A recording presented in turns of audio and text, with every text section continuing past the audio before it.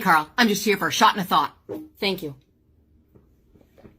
I'm not saying I don't clean a lot. I'm just saying whenever I spray Febreze, my dog runs to the window to check for company. See you tomorrow. Hey, Carl, how's it going? I'll take a shot, please. What? Oh, I almost forgot I had it on. It's new. Thanks for noticing. A friend made it for me. I love it. No, it's not a bird hat. Who the hell's ever heard of a bird hat, Carl? This is obviously a pecker beanie. If you look right here in the middle, big and prominent, it's definitely a pecker. This beanie is all about the pecker. If it was a bird hat, it would have like wings and feathers, but seriously, on this beanie, you cannot miss the pecker. So, I'm just wondering how many times you can say pecker in one trip to the bar. I love it. It does come with its struggles.